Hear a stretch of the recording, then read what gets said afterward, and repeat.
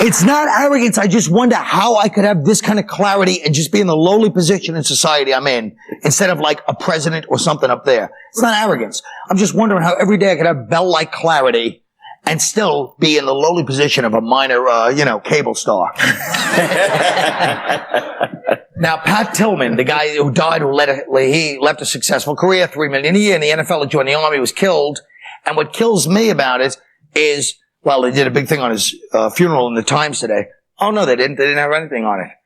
Just the fact that in this country, it's so unhip to like say, hey, this guy was a hero. That's what bugs me about this country. It's like in bad taste to say, hey, it's too nationalistic to say like, oh, Pat Tillman was a hero. So he gets a little bit of coverage, just enough where everybody feels civilized. But they can't say he's a hero because that sounds like fascism or something. Wait a minute. They said he was a hero, Colin. I seen it on every channel. ESPN, that was it. I seen it on Nickelodeon. What are you talking about? Every time they said he was a hero. They had no problem saying he was a hero. You know what? He's not only is he a hero, but he really did something amazing. In this day and age, when too often the image we get of athletes is that they're these overpaid, arrogant, flashy babies, Pat Tillman reminds us all that there are still also white athletes. I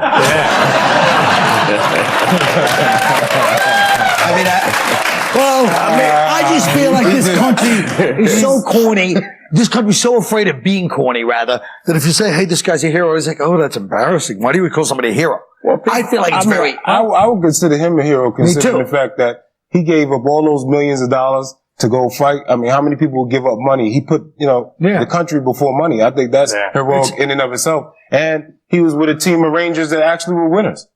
Right. So you're right. Now, Keith is the only one here that has served his country, unless you were in the Army. Were you in the Army? No. Keith served his country. Tell him, Keith. There's a real hero. Nobody talks about this guy. Nobody talks about Keith Robinson, my heroic efforts.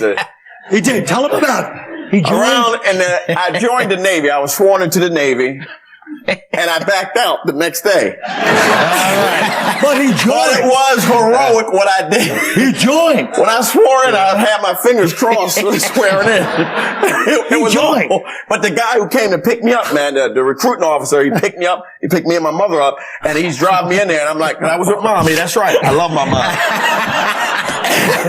And I told him I was backing out, and he was driving. He's mad. He's like, "You're not going to back out, you little bitch." And my mom like, "Don't call my son no bitch." I'm like, "Yeah, mom, get his ass."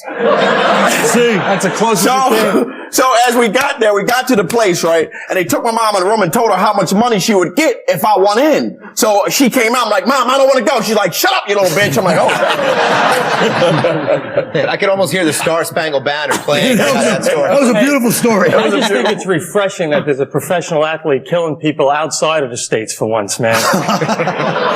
No, I hate when they combine the athlete with the military. I hate when the press does that. So like he scored a touchdown for America. Right. Yeah, I don't like those little clever things. I hate stuff like that. It's kind of corny. Listen to this. Go ahead. You want to say something? No, go ahead. Military career? No, go. In his book on the down low, what do you guys think about this? J.L. King takes a look at black men who have sex with other men but don't consider themselves gay.